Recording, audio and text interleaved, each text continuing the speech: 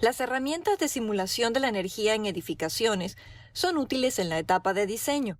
Permiten probar el impacto de diferentes formas y orientaciones del espacio, considerando el efecto de las condiciones reales del terreno, tales como paisaje, dirección preponderante del viento, intensidad y variaciones de la radiación solar, y niveles de temperatura y humedad. Las edificaciones largas tienen dos fachadas de gran superficie y dos laterales de una superficie mucho menor. Estas superficies grandes son susceptibles de recibir una alta ganancia de calor proveniente de la radiación solar si tienen orientación este y oeste, mucho mayor que si la tienen orientación sur y norte. Según el clima y las necesidades de calefacción o de enfriamiento que se presenten durante el año, sería preferible una orientación diferente.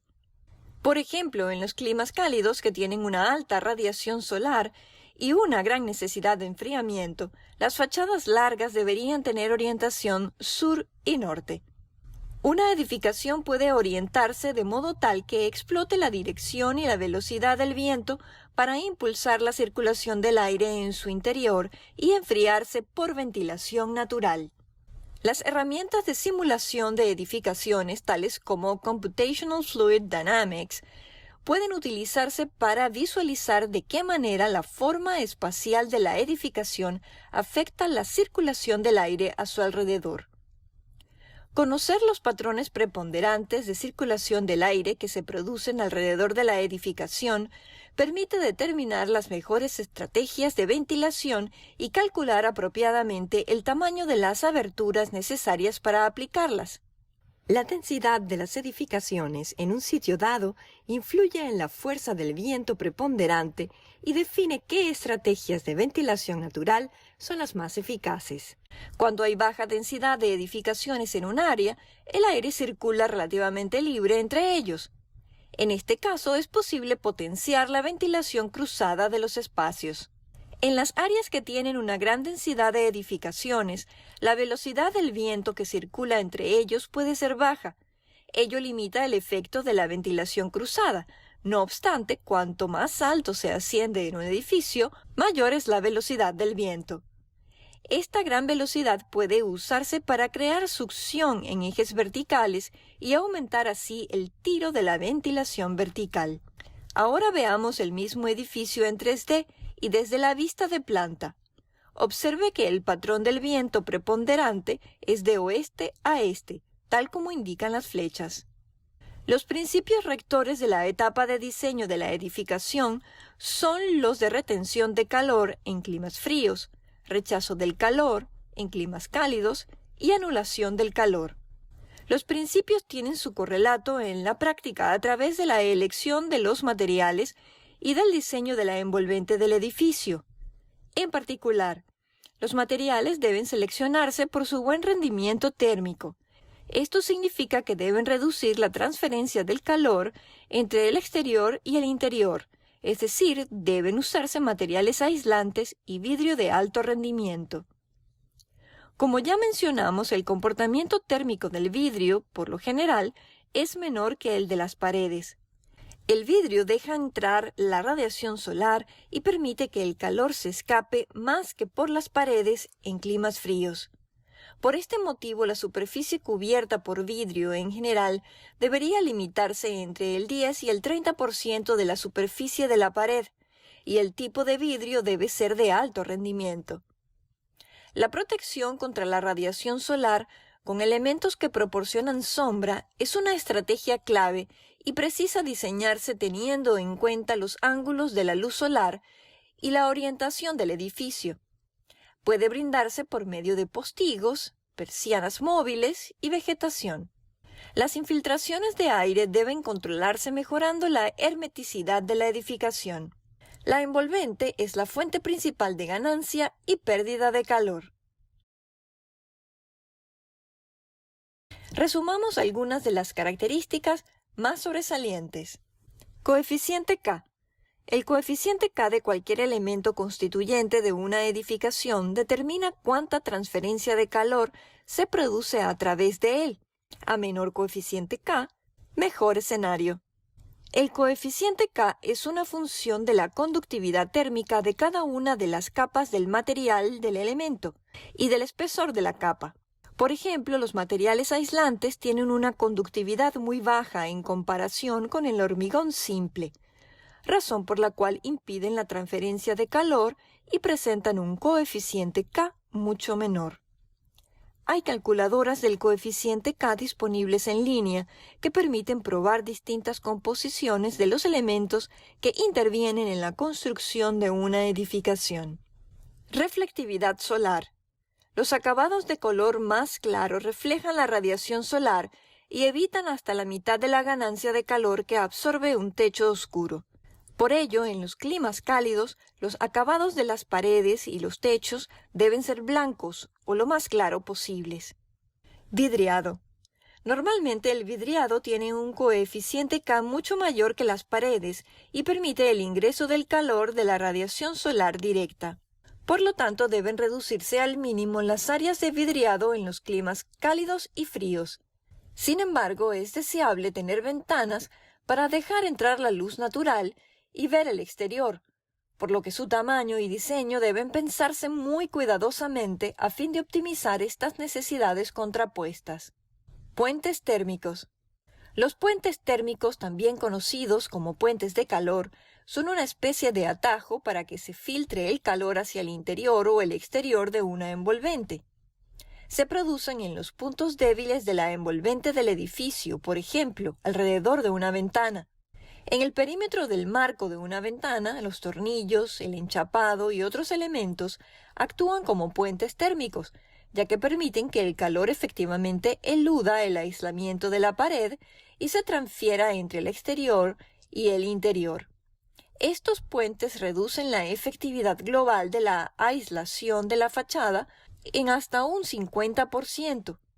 Cuanto más conductor sea el material del marco, mayor será el puente de calor y mayor será la pérdida del efecto aislante. Los puentes de calor pueden evitarse si se instala un aislamiento continuo en toda la capa del componente o se colocan barreras térmicas de diseño específico. Otra parte de la solución consiste en reunir al mínimo la cantidad de cortes de la envolvente del edificio. Hablemos ahora un poco más de las ventanas y de su superficie. La energía que se necesita para enfriar aumenta significativamente a mayor superficie de ventana, tal como se muestra en el diagrama. Las ventanas más pequeñas reducen la ganancia por calor solar, al tiempo que proveen luz natural, con técnicas que optimizan la distribución de la luz. La distribución puede optimizarse mediante acabados de interior y estantes de luz, superficies horizontales que acentúan aún más la luz diurna en el ambiente. Las paredes, el cielo raso y el piso, que están pintados de color claro, reflejan la luz natural, aun cuando esté nublado, lo que hace que el espacio sea más luminoso. Una vez que hayamos optimizado el diseño de la edificación para evitar la entrada o la pérdida de calor, podemos ocuparnos de los sistemas pasivos y de su capacidad para proveer confort. Aun cuando estos sistemas puedan no proporcionar confort todo el año, deben ser prioritarios para reducir la cantidad de horas de uso de los sistemas activos que requieren energía para funcionar. Los sistemas pasivos de enfriamiento comprenden ventilación natural. Un diseño adecuado de las estrategias de ventilación natural se asienta en colocar aperturas en la envolvente del edificio que permitan la circulación de aire en los espacios ocupados y que compensen la necesidad de usar aire acondicionado. La ventilación natural presenta varias ventajas y opciones estratégicas. La sensación de circulación del aire en la piel de los ocupantes aumenta el confort térmico y la tolerancia a temperaturas más elevadas. El efecto de tiro puede lograrse a través de aberturas altas o chimeneas que estimulen la circulación de aire por el espacio, aun cuando no haya viento. Las aberturas deben orientarse en función de los patrones de viento preponderantes a fin de potenciar la circulación de aire. Obsérvese que el tamaño, el tipo y la estrategia de control de las aberturas deben diseñarse muy cuidadosamente. Enfriamiento evaporativo. La evaporación del agua extrae el calor sensible del ambiente y lo convierte en calor latente en forma de vapor de agua. A medida que se produce este fenómeno denominado enfriamiento evaporativo, la temperatura del ambiente disminuye. Esta estrategia puede aplicarse en las edificaciones insuflando aire a través de un filtro húmedo. Si bien el aumento resultante de la humedad puede ser deseable en climas cálidos y secos, se prefiere el enfriamiento evaporativo indirecto en climas cálidos y húmedos, donde los niveles de humedad son muy altos de por sí. En este último sistema se utilizan intercambiadores de calor para no agregarle humedad al aire. Enfriamiento subterráneo. La Tierra conduce y almacena muy bien el calor. A mayor profundidad respecto de la superficie de la Tierra, mayor estabilidad de la temperatura. Por lo tanto, la Tierra puede usarse como intercambiador de calor, ya sea para almacenar aire fresco, rechazar el calor que se extrae del edificio o absorber calor del suelo en invierno. Los sistemas pueden ser directos, tales como la circulación de aire o de agua a través de la Tierra, o indirectos mediante una bomba de calor. Los sistemas solares pasivos extraen y almacenan el calor, lo redistribuyen por fenómenos físicos que se producen en las edificaciones y sin requerir ventiladores ni bombas. La masa térmica, tal como agua o roca, se orienta hacia el sol del invierno para atraer energía calórica. Cuando el sol se va, el calor se emite hacia el interior. Los sistemas solares pasivos de ganancia directa son útiles en climas fríos. Se colocan en las fachadas de los edificios que miran al sol. El efecto de gases de invernadero posibilita la transferencia de radiación de onda corta, mientras que el calor generado dentro del edificio, que constituye radiación de onda larga, queda atrapado en su interior. Iluminación pasiva. Además de ahorrar demanda de electricidad, la luz natural es importante para la salud y el bienestar. Se ha demostrado que tener vista al exterior estimula la productividad, las funciones mentales y la memoria, debido a la estética y al efecto biológico de estar en contacto con los patrones naturales de las fluctuaciones de la luz diurna. Sin embargo, el tamaño de las ventanas para luz diurna también debe evaluarse en términos de su impacto sobre la ganancia solar, tal como ya mencionamos. Estas estrategias que se valen de los sistemas pasivos no son nuevas. En general, la arquitectura tradicional respetó siempre todos los principios mencionados. Si se comparan los estilos tradicionales de arquitectura de diferentes climas, se puede constatar en qué medida la respuesta al clima local fue crítica para el diseño del edificio. En los climas cálidos y secos, a menudo se utilizan paredes y techos gruesos por su capacidad de almacenamiento térmico y su efecto de retardo. Las ventanas son pequeñas debido a la intensidad solar. En climas cálidos y húmedos, el diseño de las edificaciones favorece la ventilación y la sombra.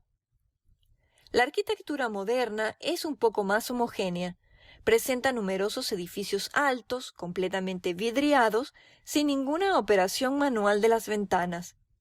Estos edificios se han vuelto muy comunes en climas tanto cálidos como fríos. Sin ventilación natural y con alta ganancia solar y contrapisos grandes, se necesitan sistemas activos de calefacción, refrigeración, ventilación e iluminación para lograr el confort de los ocupantes. Los sistemas pasivos están volviendo a ganar popularidad, ya que favorecen el uso racional de la energía, la transición hacia las edificaciones de consumo energético neto cero carbono, neto cero, tienen un efecto positivo en la salud y el bienestar de los ocupantes.